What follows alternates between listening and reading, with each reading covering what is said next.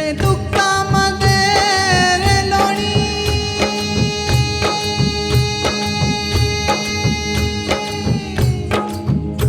जैसे दुखता मदे लोणी, तसा देही चक्र पाणी, तसा देही चक्र पाणी, तसा देही चक्र पाणी। देह देवाचे मंदिर, देह देवाचे मंदिर, देह देवाचे मंदिर, देह देवाचे मंदिर, देह देवाचे मंदिर, देह देवाचे मंदिर।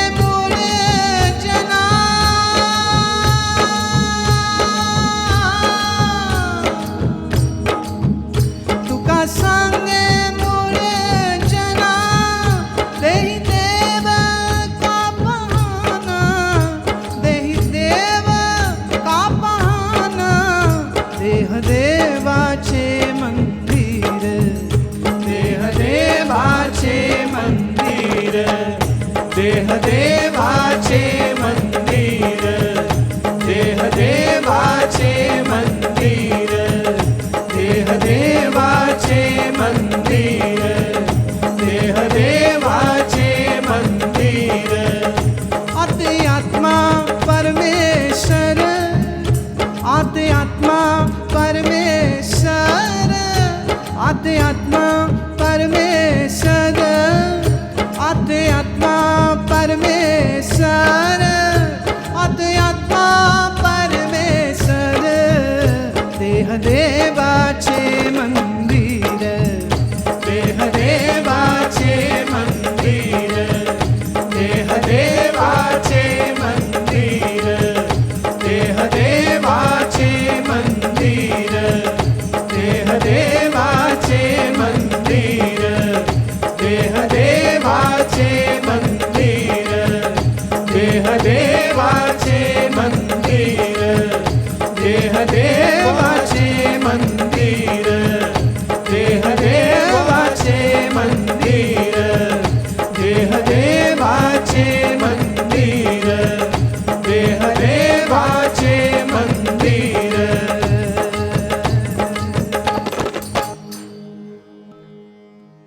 ये देह तो उसका मंदिर है और तेरा शुद्ध स्वरूप ही तो परमात्मा है। आत्मा परमेश्वर।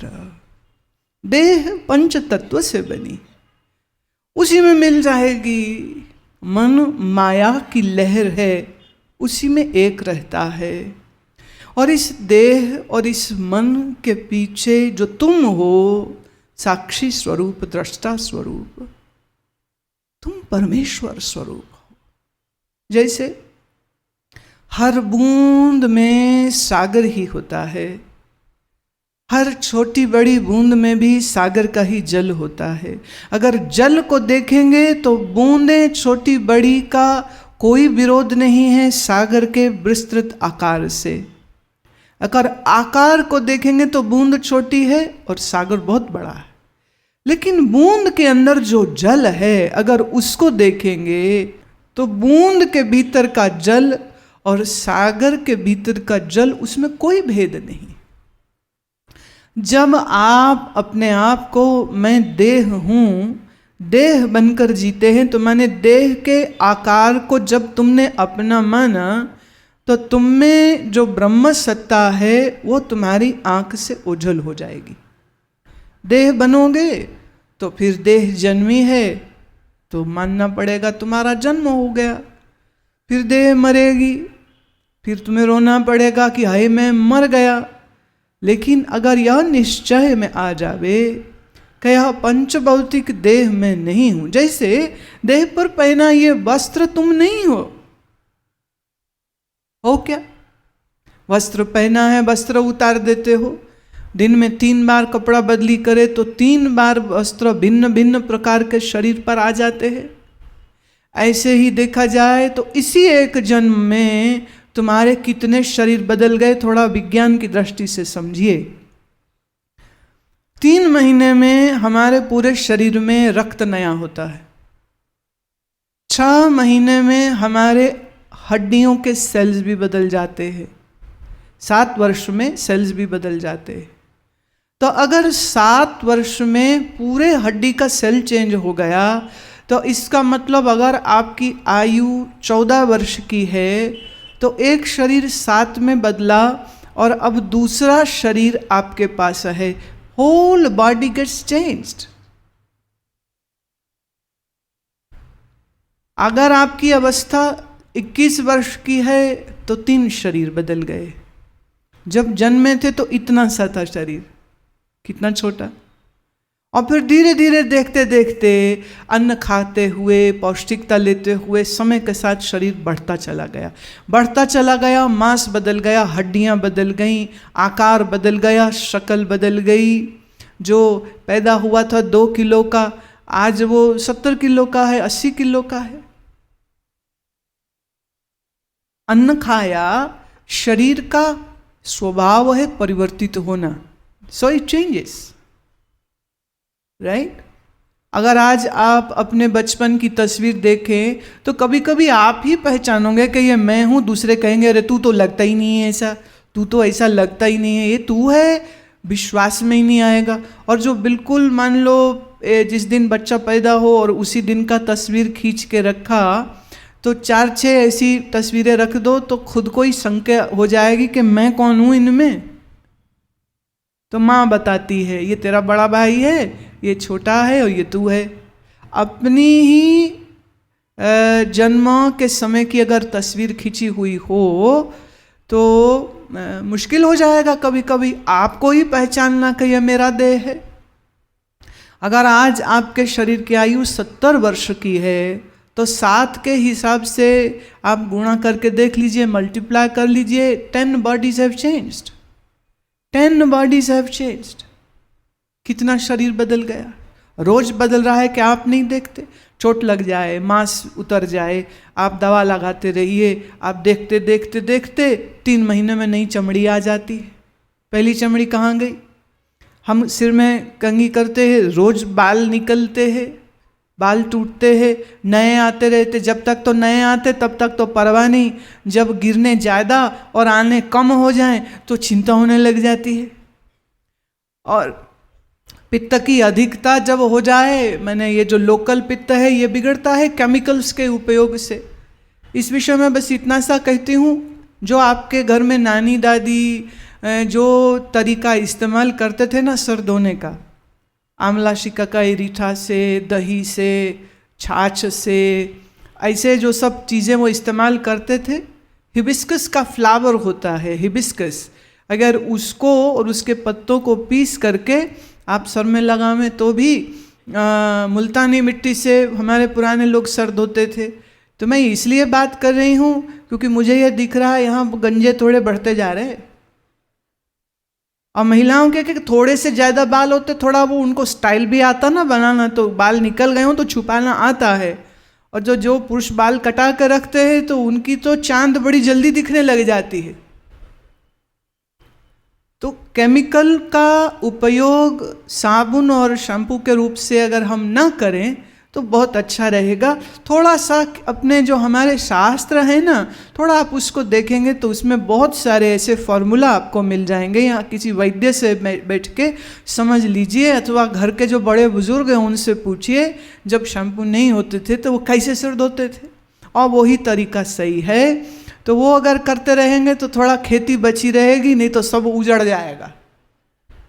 फिर बड़ा मुश्किल हो जाता है। आजकल तो कहते जी हेयर ट्रांसप्लांट कर, एक एक बाल खोपड़ी में ऐसे काट काट के उसके अंदर फिट करते। भाई बड़ी पीड़ा वाला काम है वो, इतना पैसा खर्च करो और ब्यूटी भी गई।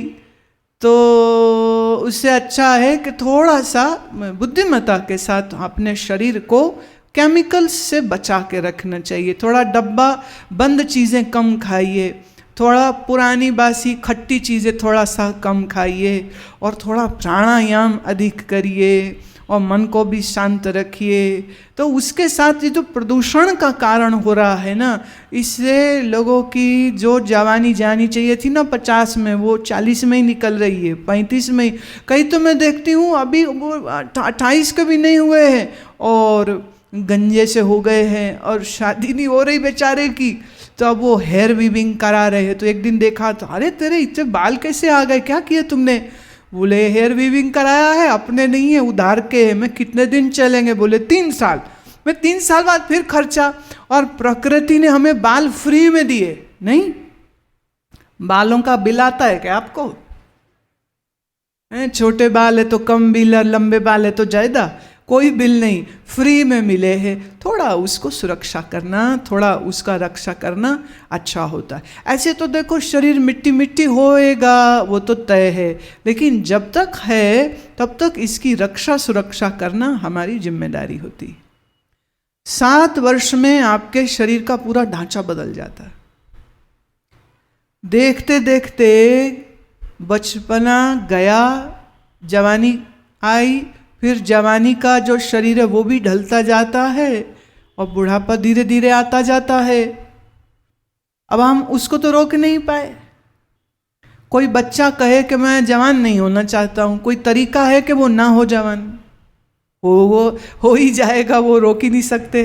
अब कोई जवान सोचे कि मैं बूढ़ा ना हूँ, ये जवानी को संभालने का गारंटी शुदा दवा हमसे खरीदें, ऐसा एडवर्टीजमेंट जो अखबार में मिलता है ना, खोई जवानी पाइए। हाँ, और बड़ी बिकती है भाई ये दवाई, जिसको देखो वो खरीद रहे को आमने सामने से। वो टेलीविज़न में भी आ जाता है, न्यूज़पेपर में भी आ जाता है, तो देख के ना तो अगल बगल देखते कोई चेक तो नहीं करा था, चुपके से फ़ोन करके पैसा भेज देता है, दवा ले लेता है, चुपके खाता है। लेकिन पैसा ही खर्च होता है, जो जवानी गई सो तो वापस कोई नहीं आती है। कोई नीम हकीम तुमको बेवकूफ़ बना जाता है, उसका बैंक बैलेंस मोटा हो जाता है, वो धनी हो जाता है। लेकिन हम इस तथ्य को स्वीकार नहीं कर पाते हैं कि शरीर बदलने वाला है, ये इसका स्वभाव है, ये बदलेगा, और ये शरीर एक दिन मरेगा भी, ये भी इसका स्वभाव है। एक छोटी सी बात इस विषय में कहना चाहती हूँ। अक्सर मैंने देखा जिस घर में मृत्यु हो जाए उस घर के छोटे बच्चे कभी कभी बहुत डर जाते हैं। ऐसे ही बच्चे जब पूछते हैं कि हमारी नानी कहाँ गई, हमारा दादा कहाँ गया, तो कभी कभी घर वाले कह देते भगवान के घर। मेरे पास ऐसे 2-3 बच्चे आए जिन्होंने मुझे ये कहा कि आप तो जानते हो कि भगवान का घर कहाँ है, वहाँ गई हमारी दादी को वापिस आ जाए। तो मैंने उन परिवार वालों से कहा कि आपने ऐसा क्यों बोला कि वो भगवान के घर चली गई? कह रहे बच्चे को कैसे समझाए? मैंने कहा देखो अभी जैसे मैं समझाऊंगी ना उसको देखो। तो मैं बच्चा ज़्यादा बड़ा नहीं, 6 साल का बच्चा, उसको मैंने अपने पास बैठाया। मैंने कहा देखो, उसके पास डॉल थी, एक गुड़िया थी। मैंने कहा ये डॉल किस चीज़ की बनी है? बोले प्लास्टिक की। तो मैंने कहा क्या ये बोलती है? अगर सेल डालेंगे तो बोलेगी, और सेल नहीं होएगा तो नहीं बोलेगी। मैंने कहा अच्छा क्या बोलेगी? तो फिर उसको थोड़ा जोर लगाना पड़ा। तो बोले जो इसके अंदर पड़ा है मीटर प्री रिकॉर्डेड होता है ना, तो वो उतना ही है। वो रोएगी या हंसेगी या हेलो या आई एम गुड या माय नेम इज बारबी, बस इतना बोल देगी वो। मैंने कहा अगर हम इसका सेल निकाल दे तो बोलेगी? बोले नहीं बोलेगी।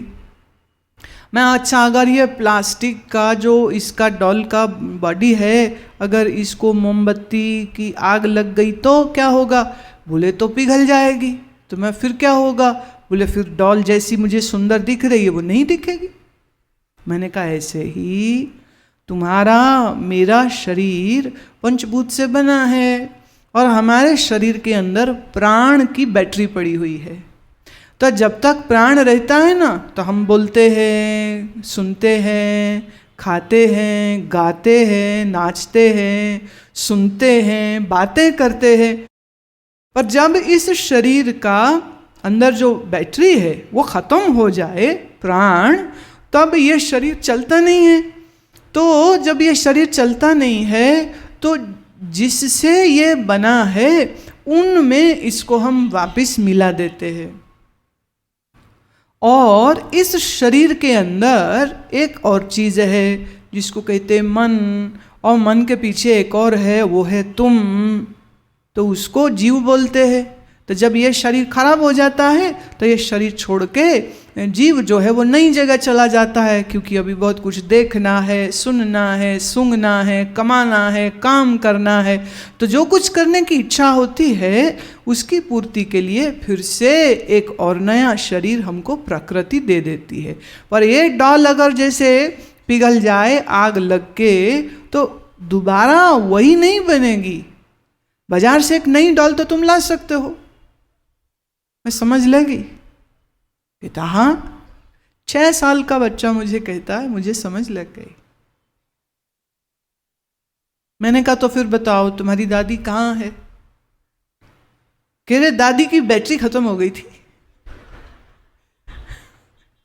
अब वो मुझे समझा रहा है। देखिए बच्चे में ये खूबसूरती होती, उसके अंदर अहंकार नहीं होता ना, तो उसको ऐसा कोई इशू नहीं है कि ये गुरुजी है तो इनसे डरो, या अपना बेइज्जती हो जाएगा कुछ गलत बोल दिया तो। एकदम बेबाक बोलते। वो मुझे कहता है, मुझे समझाया उसने, ओहो ओहो बोले, और फिर कहते ओहो उसका बैटरी खत्म हो गया, अभी तो आपने बोला। तो मैं अब कह रहे अब वो नई डॉल बन के आएगी, अब वो नई डॉल बन के आएगी। फिर उसने एक आखिरी सवाल और पूछा, कहता पर मैं दादी को पहचानूंगा कैसे? मैं दादी को पहचानूंगा कैसे? मैंने कहा देखो, अब देखिए बच्चे को समझाने के लिए फिर नई युक्ति लड़ानी पड़ी। अब उसको मैं सुनाने लग जाऊं गीता का श्लोक, न जायते म्रियते वदा कर, अरे वो उसको कुछ समझ नहीं आने वाली। फिर मैंने मुझे ध्यान में आया, मैं तुम्हारे स्कूल में फैंसी ड्रेस होता है? कहता होता है। मैं तुमने कभी उसमें पार्ट लिया? बोलो लिया। मैं क्या बने थे? बोले हनुमान। क्या बने? मैं हनुमान क्यों? बोले छोटा भीम। हाँ, मैं छोटा भीम देखा था, हनुमान देखा था। तो माँ ने कहा क्या बनेगा? मैं कहा हनुमान। तो मेरे को पूछ लगाई, मेरे को गदा। मैंने कहा अच्छा बताओ अभी तुम हनुमान हो कि बंटी हो? बोले अभी तो मैं बंटी हूँ। तो हनुमान क्यों नहीं हो? बोले मैंने हनुमान का ड्रेस नहीं पहना। तो जैसा ड्रेस पहनेंगे हमारा स्टेटस वैसा हो जाएगा। तो मैंने कहा जैसे अभी तुम बंटी हो और हनुमान नहीं हो, ऐसे ही तुम्हारी दादी का रोल चेंज हो गया, अब वो कुछ और बनेगी, दादी नहीं होएगी। कह रहा फिर ठीक है, ठीक है। कभी ऐसा देखो, बच्चे जब प्रश्न करें तो बच्चों को गलत जवाब मत दिया करो, बच्चों को सही जवाब दीजिए। पर जब आपको ही सही जवाब नहीं आएगा तो आप उनको कैसे देंगे? तो खेल खेल में उस बच्चे से बात करते हुए मेरा भी बड़ा अच्छा अनुभव रहा कि इतने छोटे बच्चे के प्रश्न का जो उत्तर है, प्रश्न बड़ा गंभीर है, दादी कहाँ गई? और सब बोल रहे हैं कि वो गई भगवान के घर। इससे मुझे एक बात याद आ रही। एक लड़की कहती है कि मैं ना अपनी पड़ोस की आंटी से बड़ी दुखी हूँ। 70 साल की आंटी हमारी, जब कभी हमारे घर में किसी की शादी होवे ना, जीजी की हुई, छोटी बहन की हुई, ताई की हुई, चाचे की बेटी की हुई, बेटे की हुई, बड़ा घर है तो किसी न किसी की शादी पिछले कुछ समय में हो रही थी। तो जब भी मुझे मिलेंगी ना तो मेरा ऐसा गाल पकड़ के खींचती, तेरा नंबर कब लगेगा? बोले हद हो गई, जब देखो गाल खींचती रहती। तो उसके दोस्त ने कहा एक तरीका तुझे बताते, ये बोल देना, उसके बाद कभी नहीं कहेगी। संजोग देखिए, घर में फिर शादी आई, पड़ोस की आंटी फिर आई। आंटी ने फिर इसको देखा, फिर प्यार से उसके गाल पकड़ के यूं ही खींचे और कहते अच्छा अब तेरा नंबर कब लगेगा, उसकी तो हो गई, अब तेरा नंबर कब लगेगा। उसने पलट के आंटी के दोनों गाल पकड़े और यूं खींचे और कहते हैं बाजू वाली दादी मर गई, तेरा नंबर कब लगेगा।